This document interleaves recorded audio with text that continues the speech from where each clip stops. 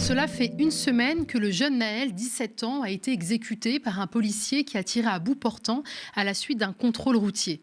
Mais plus personne ne parle de cet acte criminel dont s'est pourtant rendu coupable un individu dépositaire de l'autorité publique. Et pour cause, les politiques et leurs relais médiatiques ont désigné d'autres coupables, les émeutiers. Interpellation, mais aussi comparution immédiate. Des comparutions immédiates qui suscitent déjà de nombreuses critiques, comme durant la révolte des Gilets jaunes.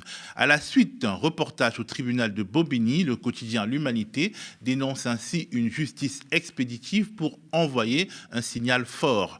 Mediapart, de son côté, note qu'à Nanterre, des peines de prison avec mandat de dépôt ont presque systématiquement été requises contre les jeunes arrêtés lors des émeutes. Ces jeunes que j'ai rencontrés dans le cadre de cette recherche. Et ce qu'ils me disaient, c'est on n'en peut plus, mais on ne sait pas contre qui ou contre quoi s'en prendre. Donc la première chose qui est là, c'est ça qui va brûler. Certains culpabilisaient après coup d'avoir brûlé la voiture du voisin, par exemple. Mais la plupart disent n'en plus pouvoir et ne pas savoir contre qui ou contre quoi agir. Comment agir pour que les choses changent pour eux dans les quartiers populaires. On a appris qu'un homme était décédé dans la nuit du samedi 1er juillet au dimanche 2 juillet suite à un tir de LBD. Selon les premiers éléments de l'enquête communiqués par le parquet de Marseille hier, il semble probable que ce décès ait été causé par un choc violent au niveau du thorax, causé par le tir d'un projectile de type flashball. Cet impact a entraîné un arrêt cardiaque et donc la mort dans un temps proche, ajoute le parquet, qui ignore si la victime, âgée de 27 ans, participait aux révoltes qui ont explosé après le meurtre policier du jeune Naël ou pas. Je suis ce potentiel mort. Mon petit frère est ce potentiel mort. C'est Naël qui est mort là. Hier, c'était Zied et Bouna. Mais en réalité, et ils le disent très très justement, de manière extrêmement fine, dans leur discours, lorsqu'on prend le temps de leur donner la parole, ils disent, mais enfin, ce n'est pas que Naël qui est mort, c'est un peu moi aussi, mais c'est surtout moi qui vis dans le risque de mourir quotidiennement.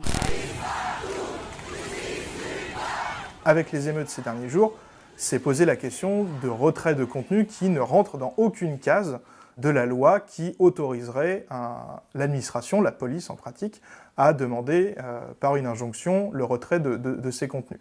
Parce que ce ne sont pas des contenus terroristes, ce ne sont pas des contenus pédopornographiques, et donc il n'est pas possible légalement pour l'État d'enjoindre les plateformes de retirer des contenus relatifs aux émeutes. L'enjeu de la croisade d'Emmanuel Macron, c'est de donner de plus en plus de pouvoir, sinon tout le pouvoir, à la police sur nos données numériques.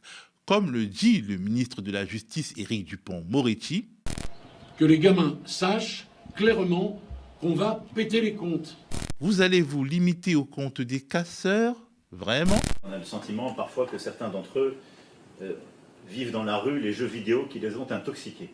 Ce qui est aussi intéressant de remarquer, de souligner, c'est que Emmanuel Macron a assez rapidement trouvé un bouc émissaire aux violences récentes. Sans remettre en cause sa politique, il a trouvé l'excuse des jeux vidéo qui créeraient une violence. C'est un discours qu'on voit dans la classe politique depuis plusieurs années. Les jeux vidéo sont régulièrement accusés d'être à l'origine de cette violence.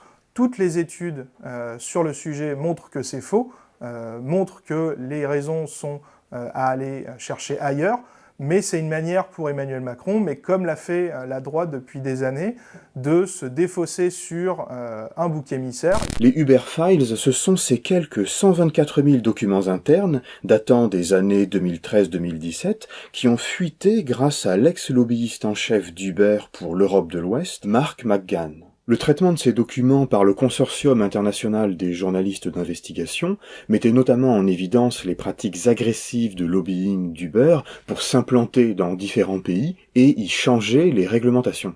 Ni l'État américain, ni les États européens, ni l'État russe, qu'en est-il de l'État chinois? Je ne m'avancerai pas jusque-là. Aucun des États classiques ne peut couvrir toutes les ressources qu'implique la guerre ou la conflictualité internationale. Pourquoi ? Parce que... Ou les désirs de domination. Ou le désir de domination, tout à fait. Hubert et Macron ne sont pas seulement sur la même longueur d'onde idéologique, non, il y a eu de véritables connivences. Son travail pour arrondir les angles avec la DGCCRF, son intervention pour faire sauter l'arrêt préfectoral interdisant Uber à Marseille, les échanges de SMS lors des perquisitions, et la confirmation de l'existence du fameux deal entre Macron et les dirigeants d'Uber. Poutine a une caractéristique, c'est qu'il sait transformer ses défaites militaires en victoires politiques ou diplomatiques. Ces défaites militaires en Ukraine, ça a été pour lui un moyen de montrer au Sud global qu'il est victime aussi de l'hégémonie occidentale. Il y a une économie parallèle en banlieue, il faut dire ce qui est. Le premier employeur de Seine-Saint-Denis, c'est probablement le trafic de drogue. La foire à la stigmatisation est lancée. Et surtout, Geoffroy Roux de Bézieux veut disqualifier d'avance toute solution politique qui passerait par des investissements massifs dans les territoires de relégation sociale. Car, voyez-vous, On ne peut pas dire que c'est seulement un problème économique. CQFD.